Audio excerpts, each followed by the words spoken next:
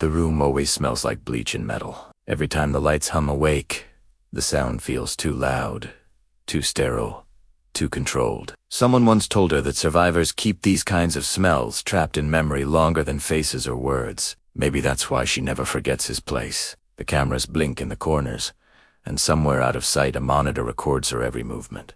The woman people online would later call her the last one. The final girl sits on a folding chair under a single bulb. It sways, shadowing her face from every direction. She whispers to herself that she's safe now. But the word safe sounds like an empty hallway. In horror movies, the survivor makes it out, breathes, smiles through tears. In real-life, survival just means the nightmare learned her name. Outside, rain strikes the metal roof like impatient fingers. She doesn't dare look at the window. Every reflection turns into another scene she can't escape. A reporter once asked her what it felt like to be the only one left. She couldn't answer because every time she tried, she saw the others. Their laughter before the generator died, their silhouettes crossing in flashlight beams. The moment they realized there was someone else inside the house with them. It was supposed to be a holiday cabin, a long weekend away from the noise of the city. The woods were thick, the air too still. The first scream had sounded like a joke until it didn't stop. Now she sits in interviews, documentaries, podcasts, always introduced as the inspiration for countless final girls. They never see the tremor in her hand when the tape starts rolling. They never notice how the power flickers every time she says his name. At night, she dreams in film grain. Every door she opens in sleep leads back to the same hallway, the same whispering dark. He's never visible. That's the part that eats at her. Human horror wears ordinary skin. It could be anyone. The man who fixed the porch light. The friend who offered to drive. There's nothing supernatural about it. Nothing cinematic, hoosty slow. Logical unraveling of trust. The story always changes. In retellings, sometimes she ran into the forest. Sometimes she fought him in the kitchen. Sometimes she watched him burn. None of those endings are true, and yet every version spreads online like folklore. The evolution of the final girl, they call it. She reads the articles late at night, watching her own myth grow in comment sections. Hashtags, fan edits. People love her resilience.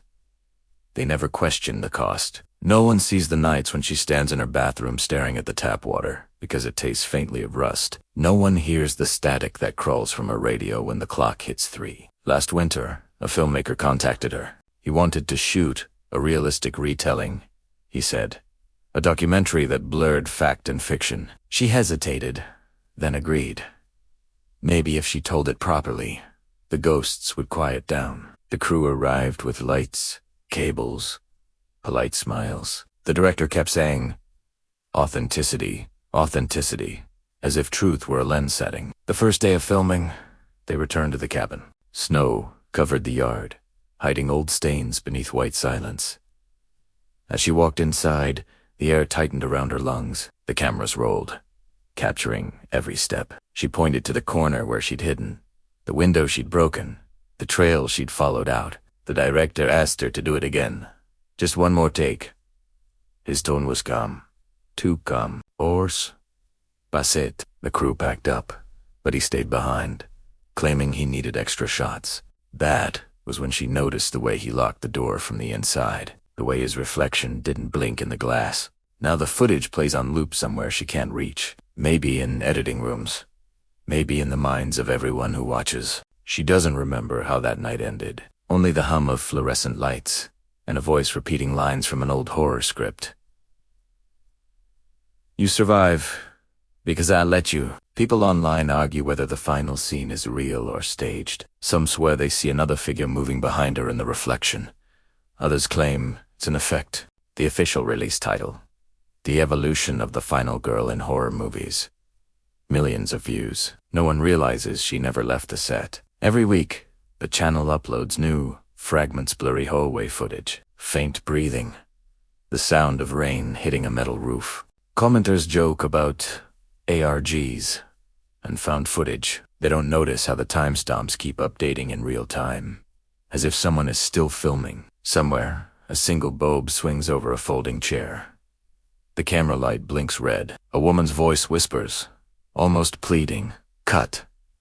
But the feed never ends, and you still watching, still listening, are part of it now. Because every story like this needs an audience to complete the ritual, someone to believe the survivor made it out. If you turn off the screen, maybe the signal stops.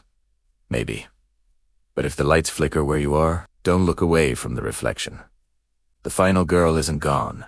She's evolving, and when the story resets, she needs someone new to tell it. If your curiosity hasn't vanished with the last frame, step into the next corridor of this channel. Another survivor waits there. Another truth clawing to be heard. Click if you think you can keep watching without becoming part of the film.